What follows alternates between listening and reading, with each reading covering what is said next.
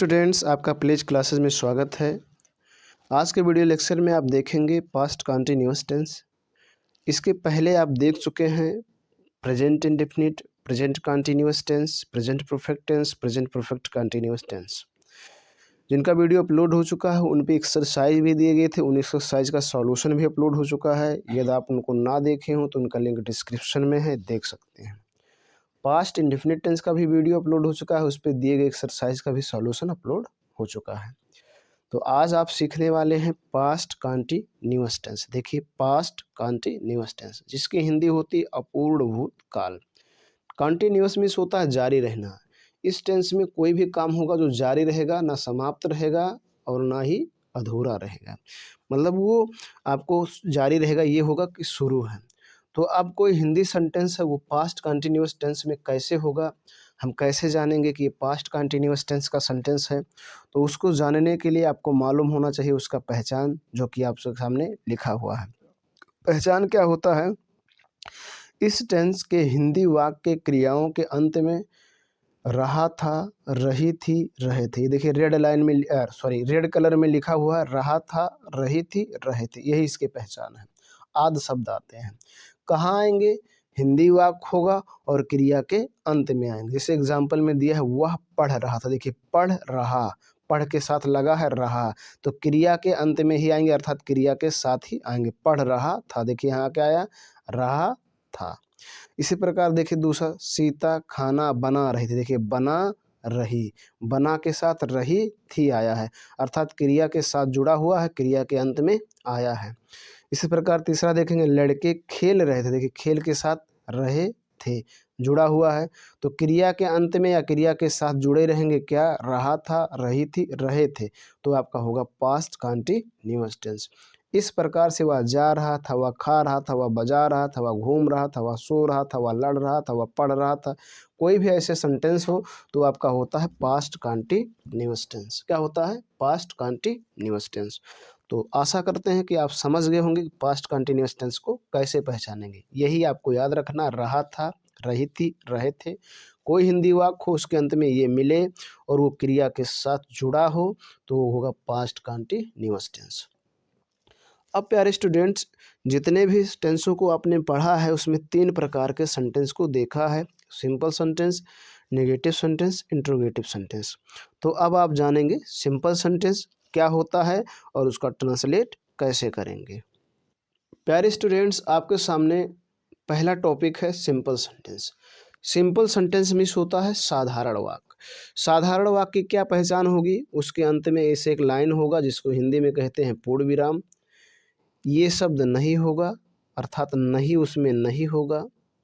Subject का पता होगा, सब्जेक्ट मतलब काम करने वाले को पता रहेगा।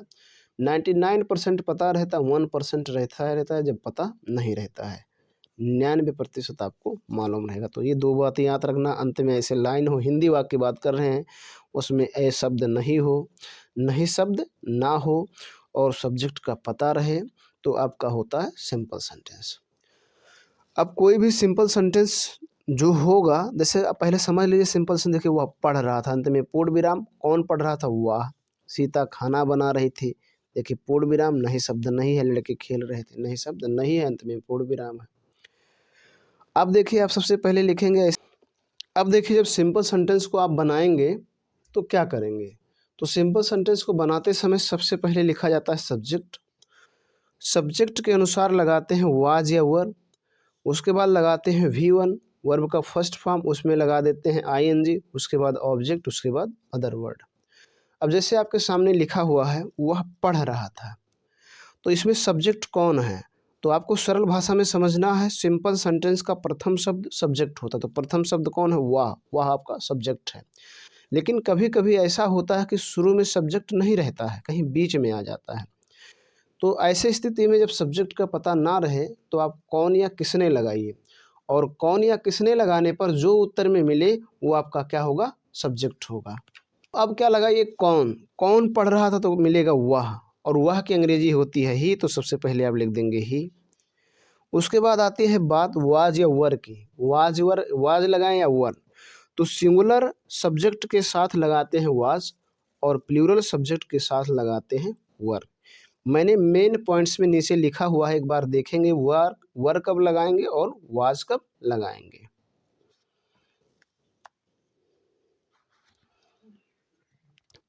प्यारे स्टूडेंट्स, आपके सामने लिखा हुआ देखिए मेन पॉइंट्स में नंबर 1 है सिंगुलर सब्जेक्ट, चाहे वो नाउन हो या प्रोनाउन।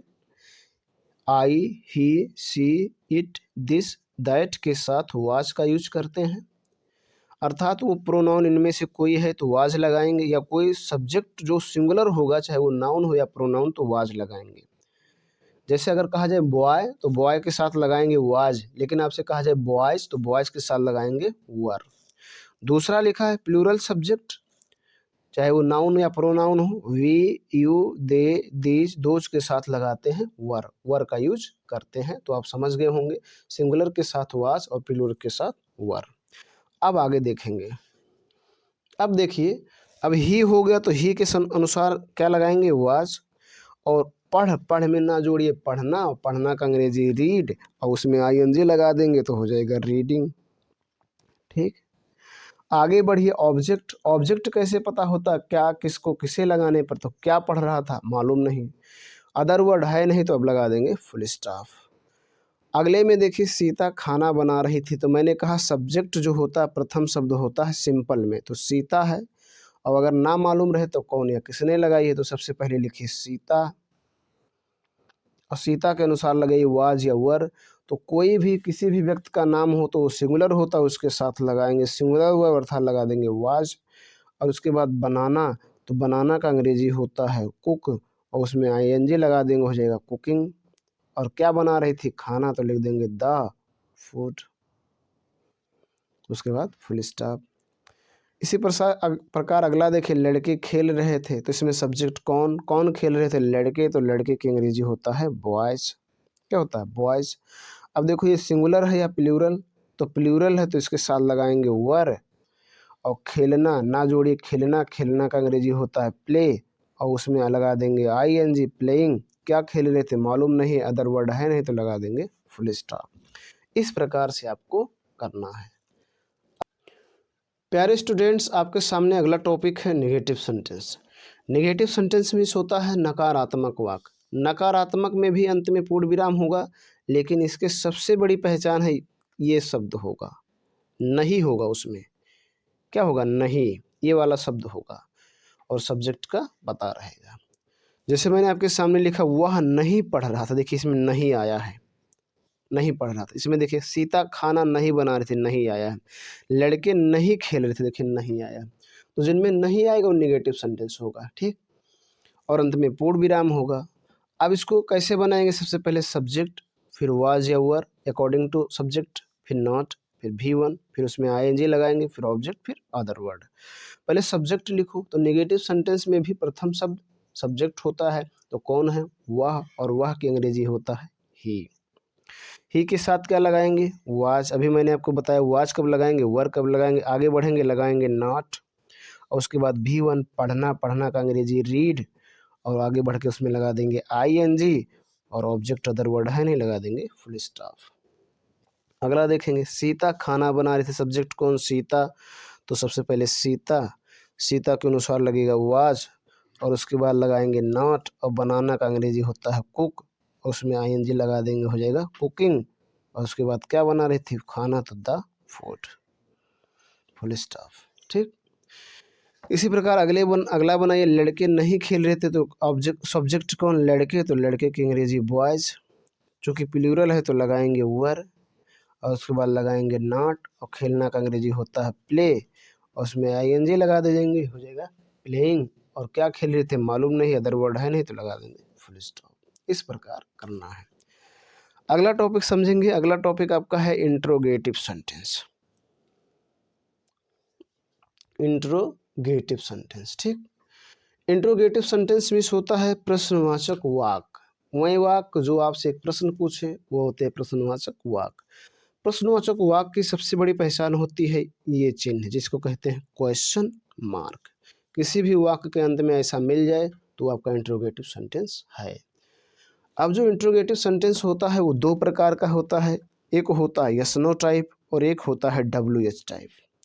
यस नो टाइप किसे कहते हैं? जिनका आंसर आप यस या नो में दे सकें। जैसे आपसे कहा जाए कि क्या वह स्कूल जा रहा था, तो आप कह सकते हैं यस हाँ, या कह सकते हैं नो नहीं।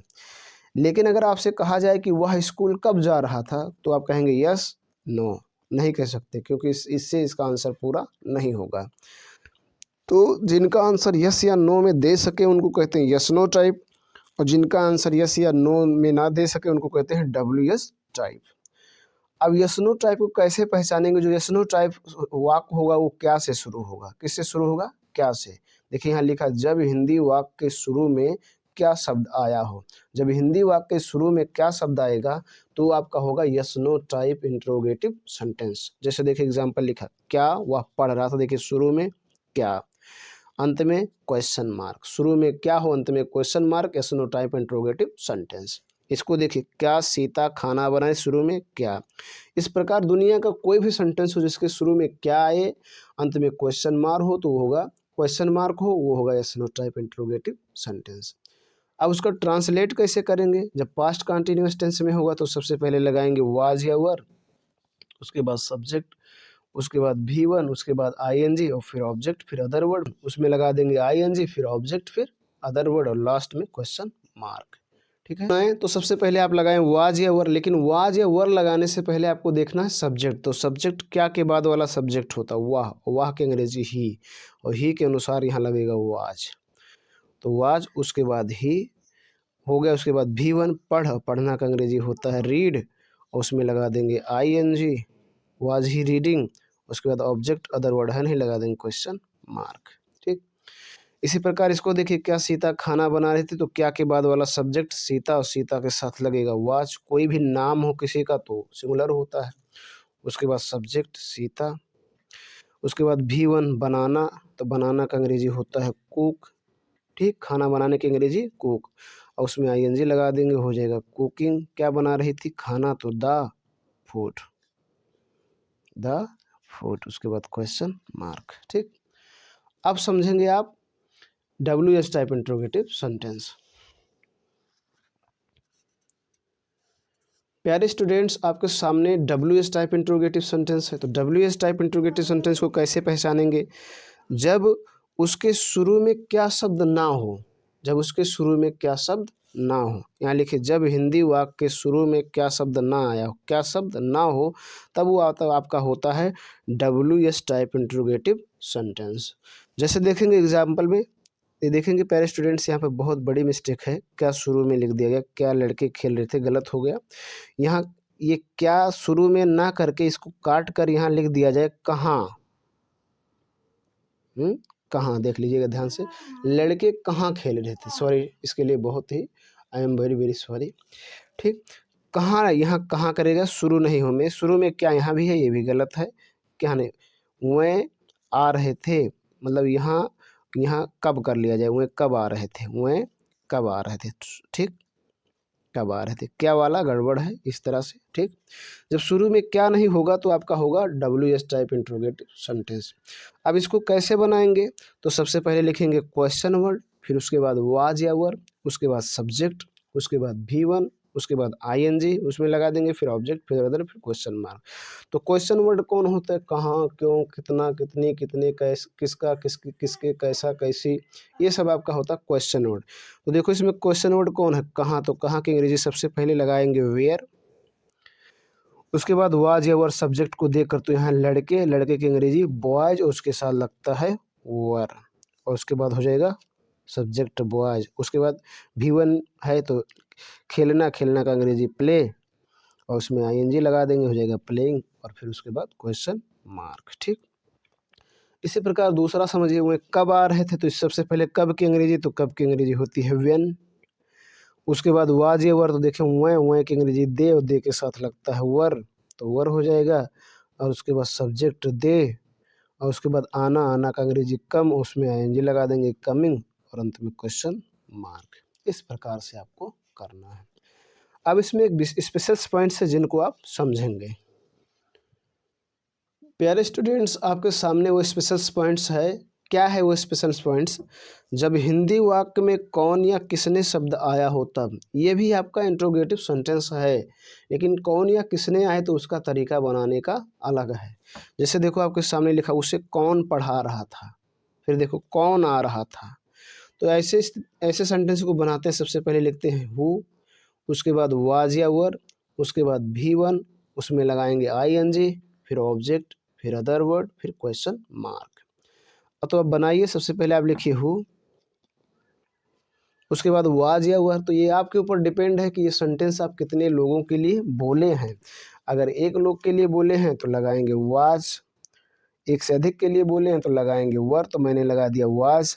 उसके बाद देखिए पढ़ा, तो पढ़ाना का अंग्रेजी होता है टीच, और उसमें लगा देंगे ING, देखो ING लगाना है टीचिंग। उसके बाद ऑब्जेक्ट, ऑब्जेक्ट मतलब किसे, तो उसे के अंग्रेजी होता है हिम, और अदर वर्ड है नहीं, लगा देंगे क्वेश्चन मार्क। कौन आ रहा था, तो सबसे पहले आप लगाएंगे हु। अब देखिए कितने लोग के लिए प्रयोग है, तो एक लोग के लिए, तो लगाएंगे वाज, और उसके बाद आना, आना का अंग्रेजी होता है कम, और फिर इसमें लगा देंगे ING कमिंग, और उसमें ऑब्जेक्ट अदर वर्ड है नहीं तो लगा देंगे क्वेश्चन मार्क। इस प्रकार से आपको बनाना है। प्यारे स्टूडेंट्स, मैं आशा करता हूँ आपको पास्ट कंटिन्यूअस टेंस समझ में आ गया होगा। यदि इसके बावजूद आपको कहीं किसी प्रकार की कोई डाउट है तो कमेंट करें। अब आपको इस पे आधारित एक एक्सरसाइज दिया जा रहा है जिसमें 9 सेंटेंस हैं। उन 9 सेंटेंस को सरल करेंगे, पहले वीडियो लेक्चर को पूरा देखेंगे, उसके बाद सीखेंगे, और सीखने के बाद उन सेंटेंसों का ट्रांसलेट करेंगे कि क्या आप उनका ट्रांसलेट कर ले जा रहे हैं या नहीं। उसके बाद कमेंट में कमेंट करेंगे कि आपने उनका ट्रांसलेट किया या नहीं किया। तो वह एक्सरसाइज आपके सामने दिख रहा है एक्सरसाइज। तो देखेंगे उसमें 9 सेंटेंस क्या क्या हैं, आपको धीरे धीरे दिखाए जा रहे हैं। आप नोटबुक में नोट कर सकते हैं और उनका ट्रांसलेट कर सकते हैं।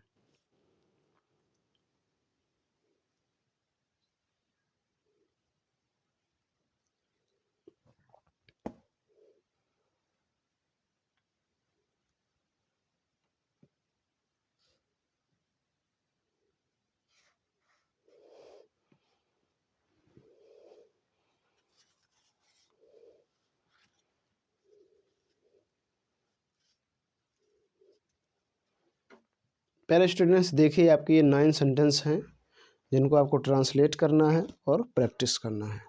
तो आज के वीडियो लेक्चर में बस इतना ही। वीडियो पसंद आया तो लाइक करें, ना पसंद आया तो डिसलाइक करें।